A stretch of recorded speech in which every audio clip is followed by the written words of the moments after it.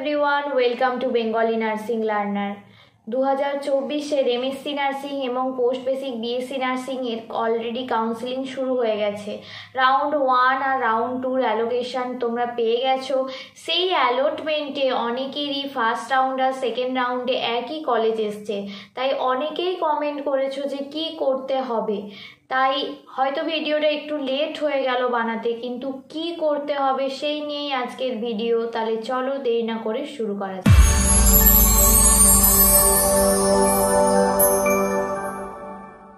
প্রথমেই দেখে নেওয়া যাক যে কাউন্সিলিং প্রসেসের যে গাইডলাইন 2024-এর জন্য WBJEE থেকে পাবলিশ হয়েছিল সেখানে কি লেখা আছে। 3 নম্বর পয়েন্টে দেখো যেটা লেখা আছে, এটা 6 নম্বর পেজে আছে গাইডলাইনের। Allotment is not upgraded at all.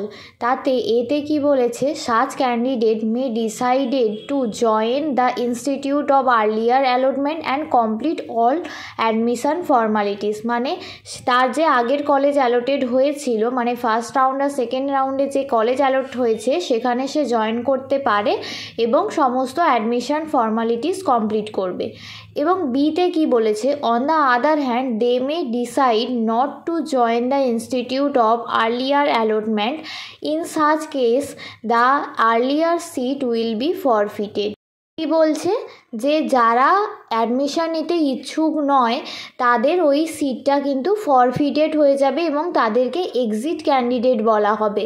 এবং যারা থার্ড রাউন্ডের জন্য এলিজিবল তাদের মধ্যে কিন্তু এই এক্সিট ক্যান্ডিডেটরা নেই, তাহলে তারা আর থার্ড রাউন্ডের জন্য এলিজিবল হবে না।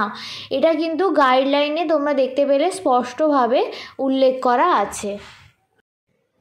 তোমরা দেখতেই পেলে যে সেই গাইডলাইনে লেখা আছে যে যদি অ্যালটমেন্টে আপগ্রেডেশন না হয় তাহলে তোমাকে অ্যাডমিশন নিতে হবে, যদি অ্যাডমিশন না নাও তাহলে তুমি এক্সিট ক্যান্ডিডেট হয়ে যাবে।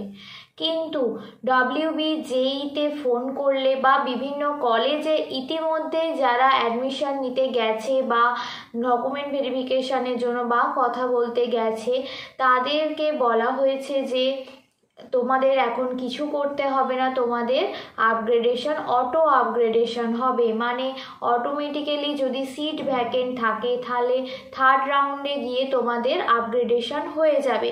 কিন্তু যেহেতু এটা ভার্বাল অর্ডার, কোনো রকম কোনো রিটেন অর্ডার বা নোটিশ বেরোয়নি, তাই সবাইকেই ওয়েট করতে হবে যে থার্ড রাউন্ডে অ্যাকচুয়ালি কী হচ্ছে।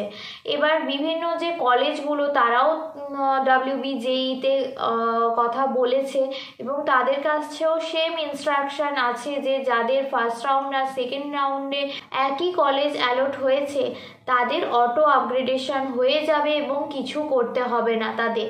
তাই তোমাদের অনেকেই এই ইনফরমেশানটা জানা নেই, তাই জন্যই এই ভিডিওটা। আশা করি তোমাদের জন্য এটা হেল্পফুল হবে। যদি ভিডিওটা ভালো লেগে থাকে তাহলে অবশ্যই লাইক করো এবং অবশ্যই এই খবরটা সবার মধ্যে ছড়িয়ে দাও, শেয়ার করো। তোমাদের পরবর্তী কোনো আপডেটের জন্য অবশ্যই চ্যানেলটাকে সাবস্ক্রাইব করো।